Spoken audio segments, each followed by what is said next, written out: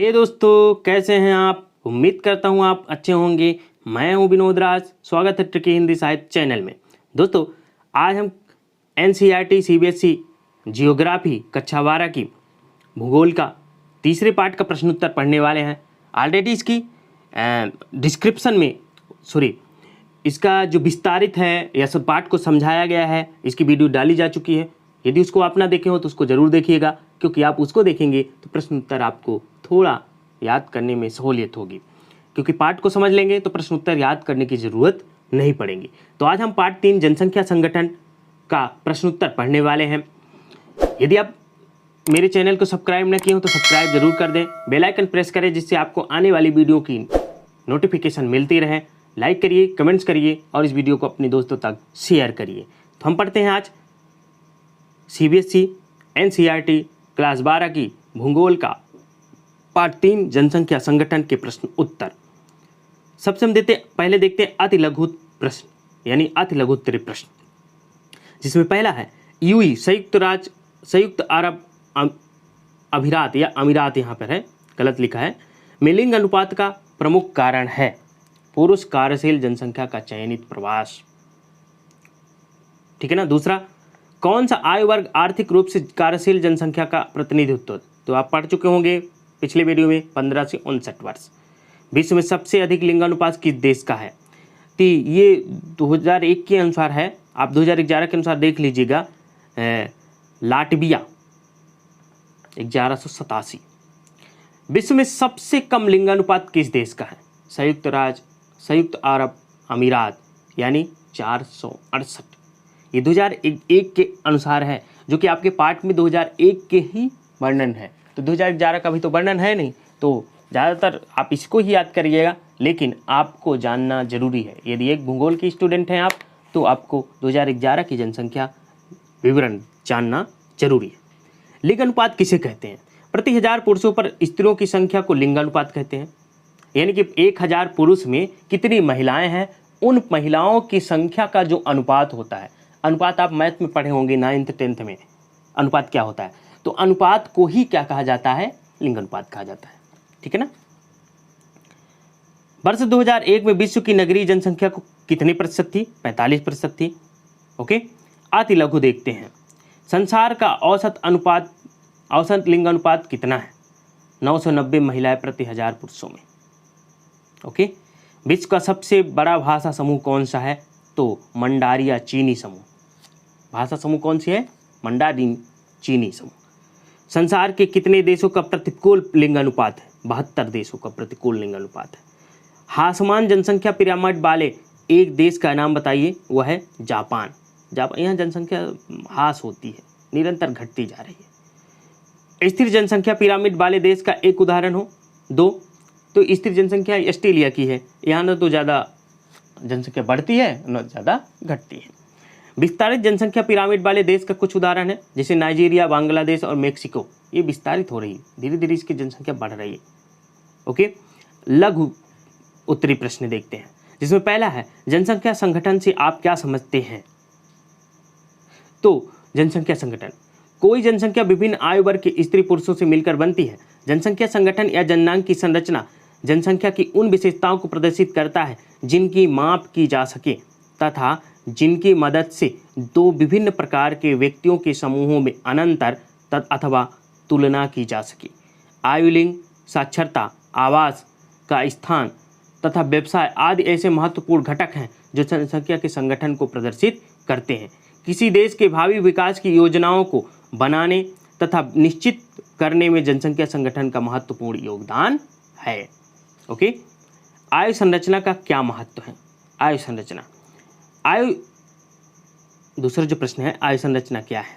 तो देखिए, आयु संरचना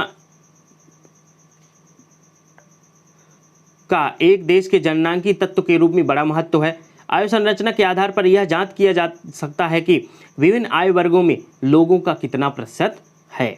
नेक्स्ट है, यदि जनसंख्या में 0 से 14 आयु वर्ग की जनसंख्या अधिक है तो आश्रित जनसंख्या का अनुपात अधिक होगा। इसके कारण आर्थिक विकास धीमी होगी।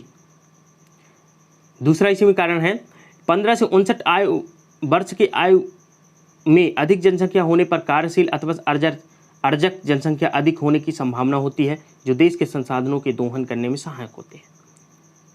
60 वर्ष के ऊपर के आयु संरचना वर्ग में बढ़ती हुई जनसंख्या में वृद्धों को देखभाल पर अधिक व्यय होने का संकेत मिलता है। उपयुक्त तथ्यों से यह स्पष्ट होता है कि जनसंख्या में जननांक की निर्धारण के लिए के रूप में आयु संरचना का अध्ययन बहुत महत्वपूर्ण है। तीसरा जो प्रश्न है, साक्षरता दर से क्या अभिप्राय है? संसार के विभिन्न देशों के बीच साक्षरता दर में बड़ी असमानताएं क्यों हैं? साक्षरता दर से अभिप्राय 7 वर्ष या उससे अधिक आयु के उन लोगों के प्रतिशत से है जो अपने दैनिक जीवन में अपनी समझ के अनुसार कथन को लिख और पढ़ सकने में समर्थ हैं। साक्षरता दर किसी देश की जनसंख्या का गुणात्मक पहलू है। साक्षरता दर को प्रतिशत प्रभावित करने वाले निम्न कारक हैं। साक्षरता दर को कौन प्रभावित करती है? ये कारण है। पहला, आर्थिक विकास का स्तर। अल्प विकसित अर्थव्यवस्था वाले देशों में साक्षरता की निम्न दर तथा उन्नत नगरीय अर्थव्यवस्था वाले देश साक्षरता दर पाई जाती है। नगरीकरण। जिन प्रदेशों में जनसंख्या का अधिकांश भाग नगरों में निवास करता है वहाँ साक्षरता दर ऊंची है, जैसे यूरोप के देश। लेकिन जिन देशों में नगरीय जनसंख्या प्रतिशत अधिक है वहाँ साक्षरता दर निम्न है। ठीक है ना। नेक्स्ट है, महिलाओं की सामाजिक स्थिति। कृषि आधारित अर्थव्यवस्थाओं में महिलाओं की स्थिति गौण होती है, इसलिए महिला साक्षरता दर निम्न पाई जाती है, जबकि औद्योगिक अर्थव्यवस्था वाले देशों में महिलाओं में साक्षरता दर उच्च होती है। ओके। चौथा प्रश्न, संसार के ग्रामीण और नगरीय जनसंख्या संगठन का उदाहरणों सहित वर्णन कीजिए। संसार के ग्रामीण व नगरीय जनसंख्या संगठन के महत्वपूर्ण बिंदु निम्न है। जनसंख्या का ग्रामीण और नगरीय विभाजन निवास के आधार पर होता है। ग्रामीण और नगरीय विकास आजीविका और सामाजिक दशाओं में एक दूसरे से भिन्न होता है।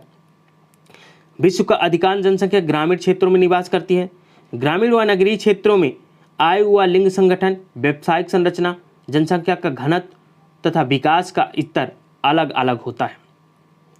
नगरीय क्षेत्रों में रोजगार के अवसरों की अधिक संभावनाओं के कारण ग्रामीण क्षेत्रों में स्त्रियों के प्रवास के परिणाम स्वरूप पश्चिमी यूरोप व कनाडा में नगरीय क्षेत्रों की महिलाओं की अधिकता है। इसके विपरीत अफ्रीका व एशिया में नगरीय क्षेत्रों में पुरुष प्रधान प्रवास के कारण पुरुषों की अधिकता है। नेक्स्ट है, ग्रामीण क्षेत्रों से नगरीय क्षेत्रों प्रवास से नगरीय क्षेत्रों की जनसंख्या लगातार बढ़ रही है। कोई 5 बिंदु यहाँ पर यही रहे जो क्या है इस संसार में संगठन के उदाहरण बताते हैं कि नगरीय जनसंख्या कैसी है और ग्रामीण जनसंख्या। नेक्स्ट प्रश्न है, जो 5वां प्रश्न है, जनसंख्या का व्यावसायिक संरचना का क्या अर्थ है? जनसंख्या की व्यावसायिक संरचना का क्या अर्थ है? विश्व में पाए जाने वाले व्यावसायिक संरचना के 4 प्रमुख वर्गों की उदाहरण सहित व्याख्या कीजिए। व्यावसायिक संरचना सबसे पहले देख लेते हैं। किसी निश्चित आर्थिक विकास के अंतर्गत लगी सक्रिय जनसंख्या के अनुपातिक वितरण को व्यावसायिक संरचना कहते हैं। इसके प्रमुख वर्ग हैं। पहला, प्राथमिक व्यवसाय के अंतर्गत। प्राथमिक व्यवसाय क्या है? प्राथमिक व्यवसाय में जो आखेटक होते हैं, कृषि, वानिकी होती है, मत्स्य पालन, खनन, जो मतलब स्थानीय क्षेत्रों पर किया जाता है, जो ग्रामीण क्षेत्र ज़्यादातर करते हैं, तो उन्हें क्या कहा जाएगा? प्राथमिक व्यवसाय। ठीक है ना। छोटे छोटे उद्योग धंधे, ठीक है ना।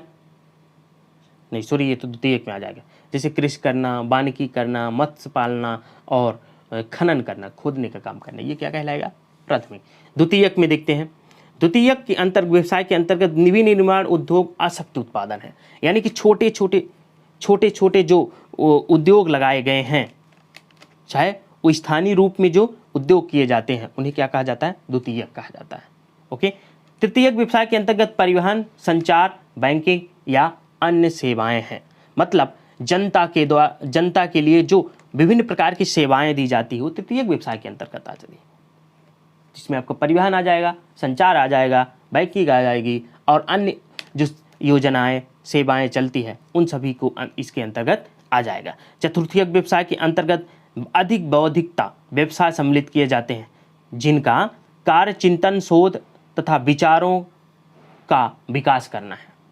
ओके, अब नेक्स्ट प्रश्न देखते हैं। छठवां प्रश्न जो है, विश्व की जनसंख्या का औसत लिंग अनुपात कितना है?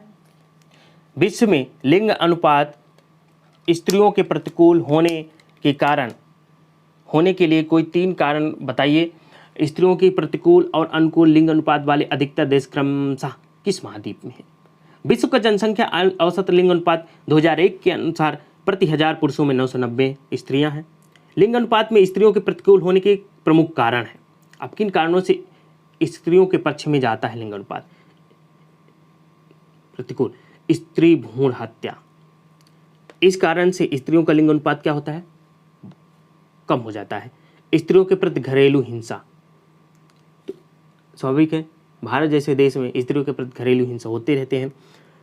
स्त्रियों के सामाजिक आर्थिक स्तर का निम्न होना, ये क्या है? प्रतिकूल नहीं हो पाता, ठीक है ना, ये प्रमुख कारण है। प्रतिकूल लिंगानुपात वाला महाद्वीप एशिया है, जैसे आपका भारत आता है। अनुकूल लिंगानुपात वाला महाद्वीप यूरोप है, यहाँ यूरोप की जनसंख्या लिंगानुपात जो है उच्च पाई जाती है। तो ये उत्तर हो गया। 7वां प्रश्न है, विश्व के राजनीतिक मानचित्र ए में से लेकर जे तक की द्वारा भौगोलिक लक्षण दिखाए गए हैं। नीचे दिए गए वितरण को की सहायता से उसकी पहचान कीजिए और मानचित्र पर दी गई बिंदुओं की रेखाओं से सही नाम लिखिए। तो अब इसके लिए आपको मानचित्र की जरूरत होगी। पहला, मानव विकास सूचकांक विश्व का सबसे निम्न स्तर वाला देश नाइजर। अब देखते हैं नाइजर कहाँ है। ओके,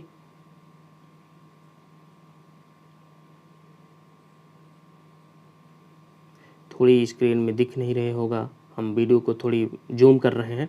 अब देखिएगा, देखिए ये जो ए वाला भाग है यहाँ पर, ये क्या है? नाइजीरिया है। ओके, अब देखते हैं दूसरा जो आता है मानव विकास सूचकांक में, ये आप बीम ए में आ गया आपका विश्व का निम्न स्तर वाला देश। मानव विकास सूचकांक में विश्व का सबसे उच्च स्तर वाला देश नॉर्वे, जो बी है, ध्यान रखिएगा। सी में आएगा एशिया में मानव विकास सूचकांक के उच्च स्तर वाला देश सिंगापुर, ठीक है ना। बांग्लादेश की मेगा सिटी ढाका है, जिसकी राजधानी भी है। ई इंडोनेशिया की mega city Jakarta. F Iran की मेगा सिटी तेहरान है। इन सबको आपको क्या करना है? उसमें भरना है ना। और ची हजीरिया की मेगा सिटी ब्लागोरा है। अब देखिए इनको हम मानचित्र में देखते हैं। एच ब्राज़ील की सबसे बड़ी mega city Sao Paulo. I great Britain की मेगा सिटी लंदन। जे जापान की मेगा सिटी टोक्यो। अब आप इसको देखिएगा, थोड़ा हम जूम कर रहे हैं, ठीक है ना, वीडियो को। अब देखिएगा ए वाला भाग ये हो गया, बी वाला भाग ये वाला आपका जो हो गया, ठीक है ना। अब सी वाला कहाँ गया? सी वाला ये वाला भाग हो गया आपका। ई वाला इसी के नीचे ये जो है। डी वाला आपका यहाँ पर है, ठीक है ना। एफ भी यहीं पर है, ठीक है ना। एच आपका ये वाला भाग हो गया। जी आपका ये जो बिंदु है ये हो गया, ठीक है ना। आई जे एच आई जे आई आपका ये वाला भाग हो गया और जे जो हो गया आपके ये वाला भाग हो गया। इतने हैं ना। तो आप इनको अपने एक मानचित्र ले लीजिएगा विश्व में और इनको भरने की कोशिश कीजिएगा। ओके,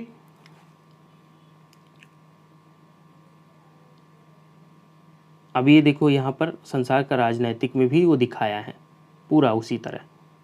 आप इसको देख करके टोक्यो कहाँ पर है, नाइजीरिया कहाँ है, सालोपोन कहाँ है, लंदन कहाँ है, नॉर्वे कहाँ है, सिंगापुर कहाँ है, ढाका कहाँ है, ये आप देख सकते हैं, ठीक है ना। ढाका बांग्लादेश की राजधानी है।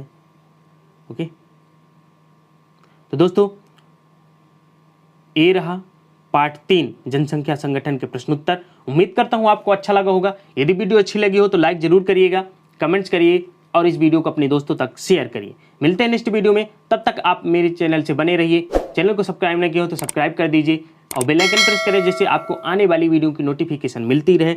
मिलते हैं नेक्स्ट वीडियो में, तब तक अपना ख्याल रखिए, स्वस्थ रहिए, धन्यवाद।